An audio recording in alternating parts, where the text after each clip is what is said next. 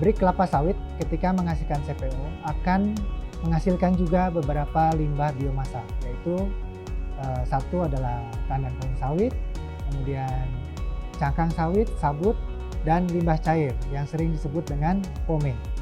Tandan kosong, cangkang, sabut, dan limbah cair dapat dikonversi menjadi nanoporous karbon, yaitu karbon aktif dengan grade elektronik, kemudian menjadi grafen, dan karbon nanucube. Ini adalah bahan-bahan untuk membuat peranti elektronik atau electronic device yang nilai tambahnya berpuluh bahkan beratus kali lipat. Pemanfaatan biomasa sawit pada saat ini masih terbatas sebagai bahan bakar dalam bentuk biochar dan pemanfaatan sebagai pupuk saja. Superkapasitor adalah suatu alat yang penting untuk penggunaan pada sistem catu daya kendaraan listrik dan sistem kelistrikan rumah maupun pabrik yang akan menaikkan kinerja dan memperpanjang umur baterai. Superkapasitor dipasang secara paralel bersama baterai tim peneliti teknik kimia yang tergabung dalam Laboratorium Keselamatan Proses dan Elektrokimia Energetik bersama Laboratorium Pengolahan Minyak Lemak melakukan riset dengan dana BPD PKS untuk mewujudkan superkapasitor dari limbah-limbah industri kelapa sawit tersebut. Superkapasitor dibuat dari material nanokarbon yang terdiri dari karbon aktif, CNT, grafen dengan bender BPFDF dan elektrolit KOH 6 molar. Selanjutnya, ketiga material ini dicampur menjadi satu untuk membentuk material komposit nanokarbon.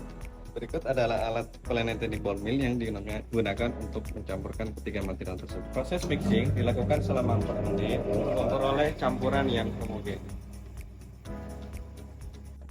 Komposit nanokarbon selanjutnya dibuat selari dengan menambahkan PVDF dan parut NMP.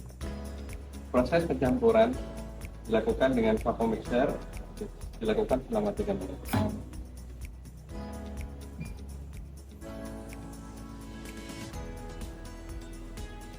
Slari yang telah dihasilkan selanjutnya dilapiskan pada permukaan current collector.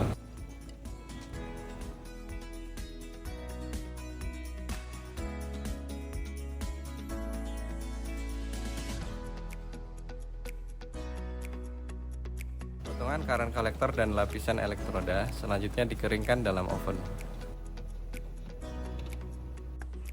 Proses stacking superkapasitor yang terdiri dari elektroda, separator, dan elektrolit dilakukan di dalam glove box untuk menghindari kontaminasi oksigen dan lainnya. Setelah dilakukan stacking, selanjutnya dilakukan spot welding untuk menyatukan terminal positif dan negatif. Superkapasitor lengkap selanjutnya dilakukan sealing dengan menggunakan vacuum sealer.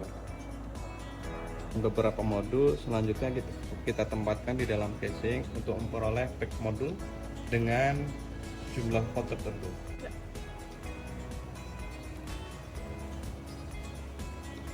Pack modul superkapasitor dengan tegangan 72 volt selanjutnya digunakan dalam sepeda listrik yang disusun secara paralel.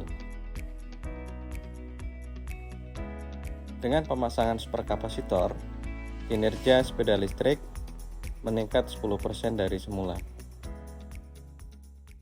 Kami melakukan tes superkapasitor secara kualitatif pada sepeda listrik di Waingapu, Pulau Sumba yang terkenal dengan pasokan energi terbarukannya. Dengan tambahan superkapasitor, maka waktu tempuh sepeda listrik pada saat akselerasi bisa berkurang sebanyak lebih kurang 1 detik pada jarak 70 meter. Riset yang kami usulkan itu berbasis kepada bahan baku limbah. Dari limbah kelapa sawit yang bisa diklaim harga bahan bakunya itu 0. Jadi harga yang berhubungan bahan baku mungkin lebih ke arah operasionalnya saja. Dari sisi capital expenditure, investasinya relatif murah karena kami tidak menggunakan teknologi yang sophisticated. Teknologi sederhana sehingga alat-alatnya pun bisa diproduksi dalam negeri. Ekspektasinya TKDN-nya bisa meningkat.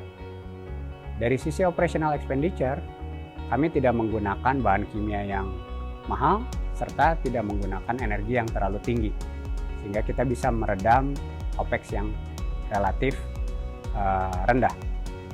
Konsekuensinya harga produk bisa menjadi lebih murah.